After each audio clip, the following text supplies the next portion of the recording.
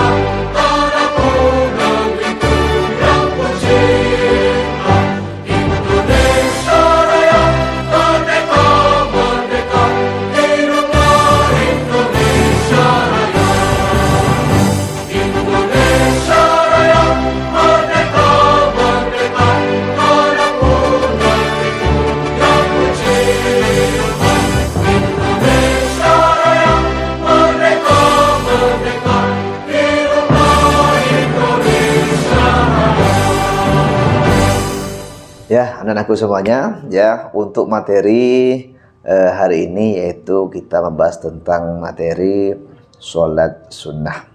Tapi sebelum kita ke materi sholat sunnah, kita harus tahu dulu pengertian dari sholat.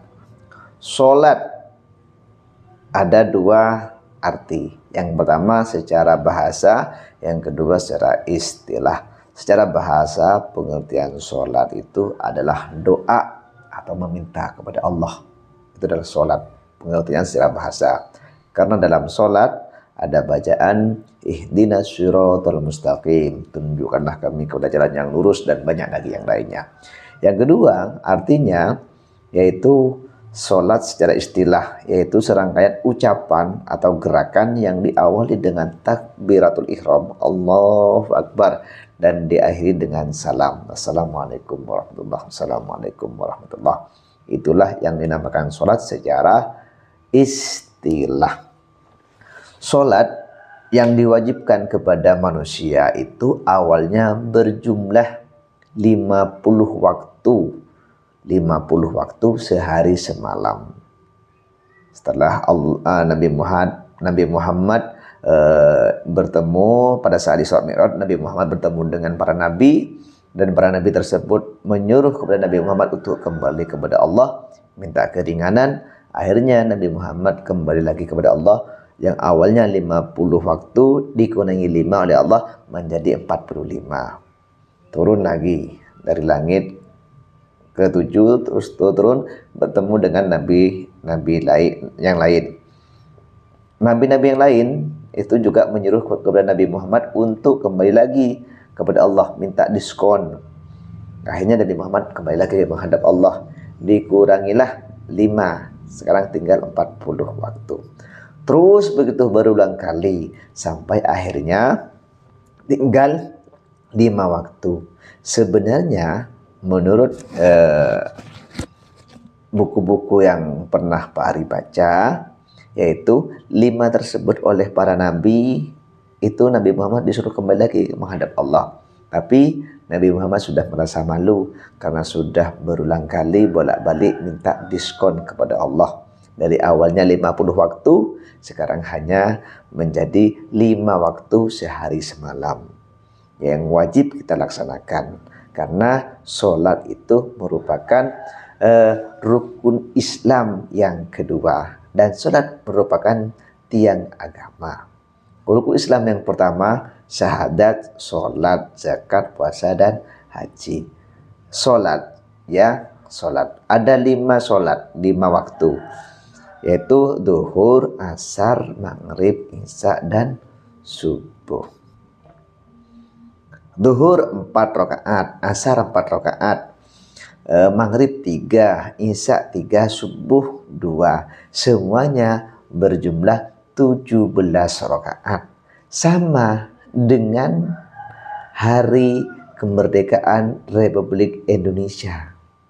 Tanggal 17. Ya, tanggal 17 rakaat,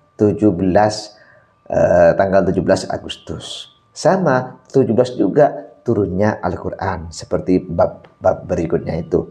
Turunnya Al-Quran juga 17, tanggal 17. Hari kemerdekaan juga 17. Dan rakaat sholat sehari semalam juga berjumlah 17. Begitu. Dalam sholat itu ada pembagiannya. Sholat terbagi menjadi 2, yaitu sholat wajib dan sholat sunnah. Sholat wajib adalah sholat yang harus dikerjakan oleh umat muslim. Wajib, ya, bukan wajib kifayah, tapi wajib ain. Wajib dikerjakan oleh setiap muslim sehari semalam sebanyak 5 waktu. Zuhur, asar, maghrib, isya, subuh. Ini wajib, ya, tidak boleh ditinggalkan. Boleh dikerjakan secara mandiri atau munfarid, dan juga lebih utama dikerjakan secara berjemaah. Kalau dikerjakan sendiri hanya mendapatkan 1 pahala, tapi kalau dikerjakan secara berjemaah bisa mendapatkan 27 pahala, ya. Jadi sholat dibagi menjadi 2. Yang pertama sholat wajib, yang kedua sholat sunnah. Apa saja macam-macamnya sholat sunnah? Banyak di antara sholat sunnah. Ada sholat duha, ada sholat hajat, ada sholat istikharah, ada sholat rawatib, ada sholat tahajud, ada sholat taubat, ada sholat tasbih, ada sholat tahiyatul masjid, ada apa lagi ya? Sholat istikharah dan lain sebagainya. Itu salah satu macam-macam dari sholat sunnah. Apa itu sholat sunnah? Sholat yang apabila kita kerjakan mendapat pahala. Apabila tidak dikerjakan, kita tidak mendapat apa-apa. Itulah yang dinamakan dengan sholat sunnah. Begitu. Sholat sunnah boleh dikerjakan secara sendiri, dan juga boleh dikerjakan secara berjamaah. Ada juga yang harus sendiri, tidak boleh berjamaah. Ada juga yang harus berjamaah. Begitu, ya. Contohnya seperti sholat duha, boleh sendiri, boleh berjamaah. Ya. Ada yang sholatnya harus sendiri, tidak boleh berjamaah. Contohnya seperti sholat qobliyah dan ba'diyah atau rawatib, itu tidak boleh berjamaah, harus sendiri. Ada juga tidak boleh sendiri, harus berjamaah. Contohnya sholat istisqa, minta hujan. Sholat apa lagi ya?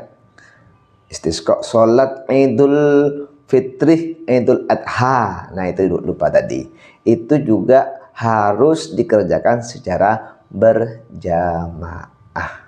Kalau yang lain seperti duha, hajat, seperti tahajud, dan lain sebagainya itu boleh dikerjakan sendiri atau munfarid, boleh juga dikerjakan secara berjamaah, begitu ya. Anakku ya, ini ada macam-macam sholat sunnah yang harus dikerjakan secara berjamaah. Itu sholat fitri tadi ya, sholat idul fitri. Yang kedua idul adha. Yang ketiga sholat istisqa.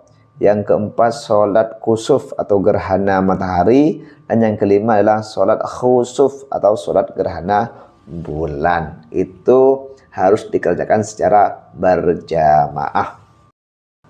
Dalam sholat sunnah ada namanya sholat sunnah rawatib atau sholat sunnah yang mengikuti sholat wajib. Yang mengiringi sholat wajib ada qobliyah, ada ba'diyah. Sholat rawatib itu terbagi menjadi dua. Ada kalanya sholat sunnah rawatib mu'akkad yang dikokohkan. Yang kedua sholat sunnah rawatib ghairu mu'akkad yang tidak dikokohkan. Sholat rawatib yang mu'akkad yang dikokohkan yaitu 2 rakaat sebelum subuh. Yang kedua 2 rakaat sebelum zuhur. Berikutnya 2 rakaat sesudah zuhur. Berikutnya lagi 2 rakaat sesudah maghrib, bukan sebelum maghrib. Dan 2 rakaat sesudah isya. Ini yang mu'akkad.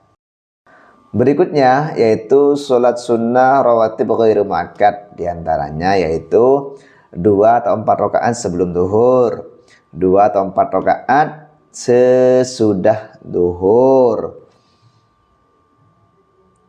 4 rakaat sebelum asar, 2 rakaat sebelum maghrib, dan 2 rakaat sebelum isya. Ini yang ghairu mu'akkad, tapi boleh sunnah ya, cuman tidak dikokohkan, begitu ya. Untuk bacaan-bacaannya, bacaan sholat itu semuanya sama. Yang membedakan hanyalah niatnya. Niat sholat isya, niat sholat maghrib, qobliyah isya, ba'diyah maghrib, itu yang beda. Hanya niatnya yang berbeda. Dan juga gerakannya sama. Dan jumlah rakaatnya juga yang berbeda, begitu ya. Contoh bacaan niat qobliyah. Ini qobliyah zuhur misalkan. Usolli sunnatal zuhri rakaataini qobliyatan lillahi ta'ala. Usolli sunnatal zuhri ba'diyatan lillahi ta'ala, begitu ya. Berikutnya juga ada namanya macam-macam sholat sunnah yang bisa dikerjakan secara mandiri atau munfarid dan juga berjemaah, yaitu sholat sunnah taraweh. Taraweh setiap bulan Ramadan itu ya bisa dikerjakan secara munfarid atau sendirian atau berjemaah. Yang kedua sholat witir, boleh sendiri, boleh berjemaah. Yang ketiga sholat tahajud, boleh sendiri, boleh berjemaah. Keempat sholat tasbih, boleh sendiri, boleh berjemaah. Sebenarnya ada kalangan ulama juga mengatakan sholat duha, boleh sendiri juga boleh berjemaah. Nah, anak-anakku semuanya perlu kalian ketahui, setelah kita mengetahui tentang pengertian sholat, macam-macam sholat, ada 2, wajib dan sunnah. Nah, berikutnya tentang saf atau barisan sholat. Kalau kita sholat berjemaah, maka ada namanya saf atau barisan sholat. Yang pertama, yang berada yang di paling depan, yaitu untuk imam dulu.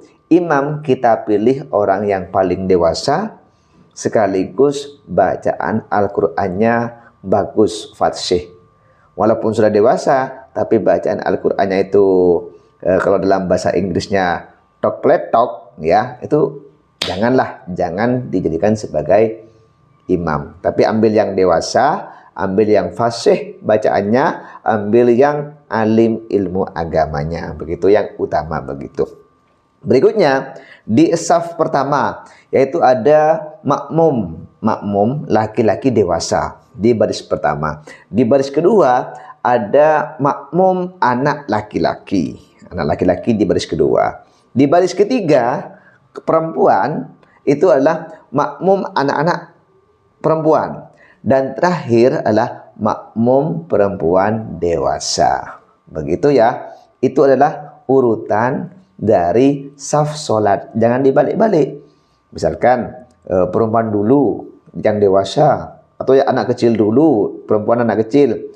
yang perempuan dewasa, laki-laki dewasa, anak kecil laki-laki, tidak boleh, bahaya. Jadi yang perempuan itu di belakang, laki-laki dulu yang dewasa, di belakangnya ada laki-laki anak kecil, di belakangnya lagi ada perempuan anak kecil, dan paling belakang adalah perempuan dewasa. Itulah cara saf dalam sholat, baik sholat sunnah maupun sholat wajib begitu. Nah, adik-adik semuanya, anakku ya, ada tambahan juga. Sholat itu terdiri dari dua orang, ada imam, ada makmum. Imam adalah orang yang berada di depan, sedangkan makmumnya adalah orang yang mengikuti imam. Makmum itu terbagi menjadi dua, ada namanya makmum masbuk, ada namanya makmum muwafiq.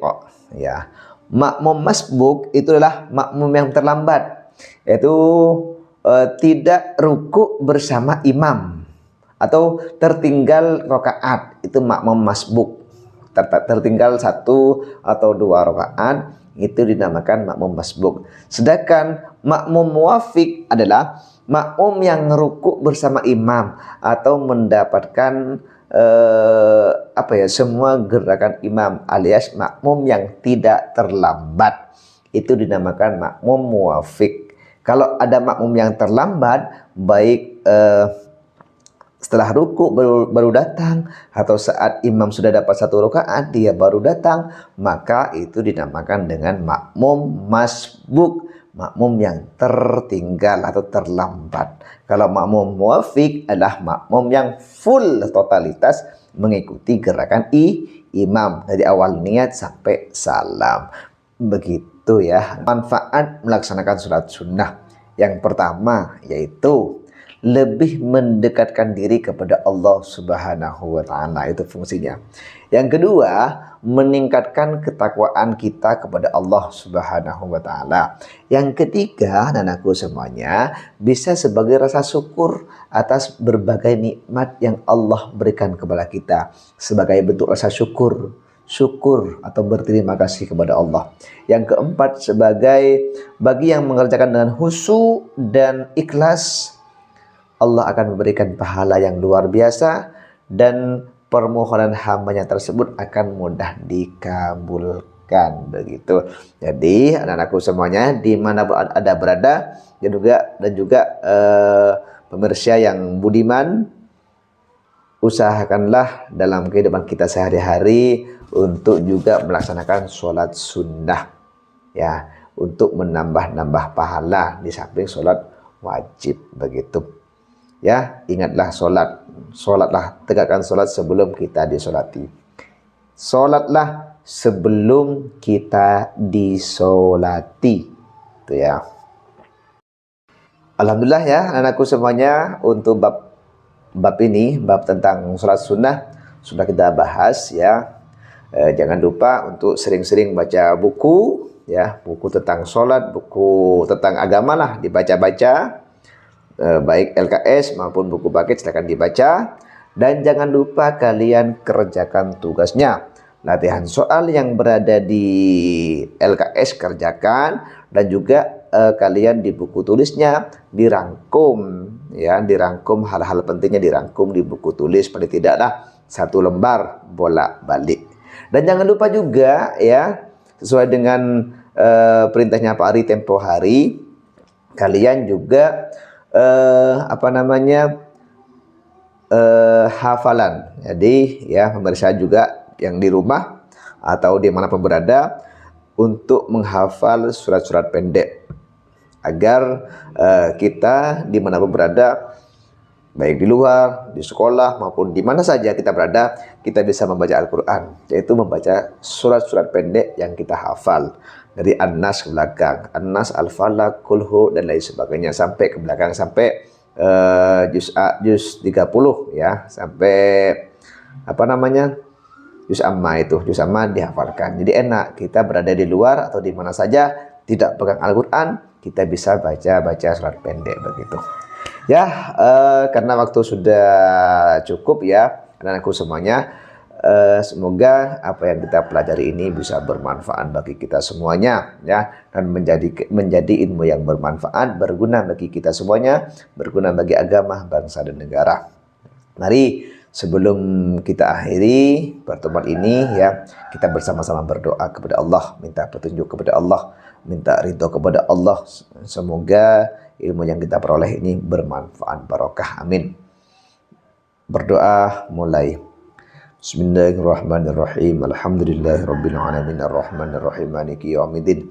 Iyyaka na'budu wa iyyaka nasta'in ihdinas siratal mustaqim siratal ladzina an'amta 'alaihim ghairil maghdubi 'alaihim waladdallin. Amin. Ya, jumpa lagi episode berikutnya. Jangan lupa rajinlah belajar. Terima kasih. Assalamualaikum warahmatullahi wabarakatuh.